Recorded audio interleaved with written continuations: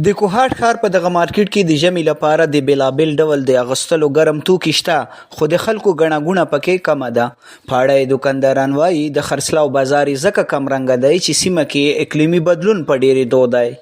دلته موږ تقریبا د 2001 نه کاروبار کوو او د نورو کلونو په نسبت باندې سکال دې ټیم کې به چې کوم په 11 میاشت کې راش به دلته د خپل کې خوستو ځای باندې نن د موسم د وجې نه د موسم د وچوالي د وجې نه بالکل ګاګ نشته دی، زمونږ کسټمر بالکل ختم دی. په دغه مارکیټ کې بیا ځینې دوکانداران د اقلیمي بدلون ترڅنګ په هیواد کې زیاته ګراني هم یو لامل ګڼي چې د دوی کاروبار یې اغیزمن کړی. د 20 کالو نه کباړ مارکیټ کې کاروبار کوم او نور کلونو په نسبت سره کال ډېره کمزوري ده، بازارونه ډېر کمزوري دي او کېدای شي ګرانۍ وجه ده، موسم وجه ده، یخنیم نشته دی او ډېره ګراني ده او بازار هغسې خوند رنګ نشته دی. خو د بوټانو یو کاروبار کوونکی وایي چې پخوا به یې د ژمي په ورځو کې د خرڅلاو بازار یې ان دومره تود و چې له پیرودونکو څخه به ورته د غرمې ډوډۍ لپاره وخت نه پیدا کېده، خو اوس د موسم تغییراتو له امله د خرڅلاو بازار سوړ شوی. نو موسم داسې حالات دی چې د 12 میاشت کې به زموږ په مارکیټ کې د ګاګ ځای نه و، موږ به د غرمې روټۍ کلم نه و خوړلې، د 12 میاشت کې نه به ورته وزګار و. اوس داسې حالات موسم دی وجې چې د ګوري خال ګاګ را روان دي، موږ مالونه دومره حد ته راوړي دي چې مطلب اني مال نه خرڅېږي، اني مال به په موږ مطلب پاتې وي.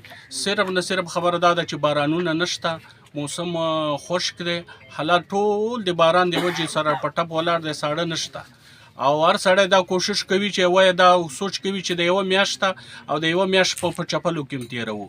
نو یو خو حالات دغسې خراب دي سره د پیسو د وجې، او بل مطلب دا د موسم د وجې حالات ډېر سره ګډوډ دي او د موږ مالونه هم دا ویني ته مارکیټ ویني چې مطلب دا دی چې په ټوله ورځ کې 10 جو مخکې 100 جو خرڅېدي، اوس 10 جوړې نه خرڅېږي.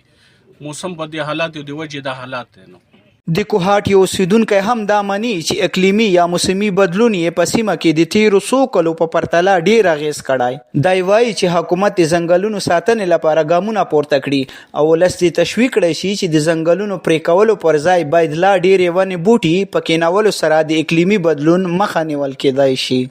مخکې به داسې و چې دا ژمي موسم به 4 میاشتې یا 5 میاشتو ته به ورسېد، بارانونه واورې به وي، که په کوهاټ واوره نه هم خو دې سره چې نږدې کومه سمانه ده یا د ورکزو د تیرا کوم غرونه دي په دې باندې به واورې ورېدې نو هغه به ډېر زیات اثرات وو. تر دې حده پورې باران نشته، 40 ورځې کېږي چې په دې موسم کې داسې باران نه ده شوی.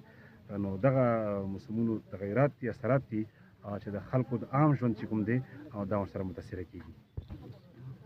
اوس دغه موسمونو چې کوم تغیرات دي دې کې موږ څه کردار ادا کوی شو، خصوصا یا حکومتونه په دې کې څه کردار ادا کوی شي، نو بنیادي کردار دوی پکې ادا کوی شي. دغه موسمونو تغیرات چې کوم دي د فطري نه دی، دا بلکې مصنوعي دی، لکه د انسانانو چې کوم ژوند اختیار کړی دی، فیکټریانې دي یا دغه ګاډې دي، دغه رش دی یا د ځنګلونو کټایي ده، نو دي هغه اثرات دي. نو په کار دغه ده چې دې په ځای باندې د حکومتونه د ونو کرلو ته ډېر زیات توجه وکړي چې زیات ځنګلات چې کومه کټایي روانه ده او هغه مخنیوی دې وشي او زیات ونې بوټي دې وکرلی شي.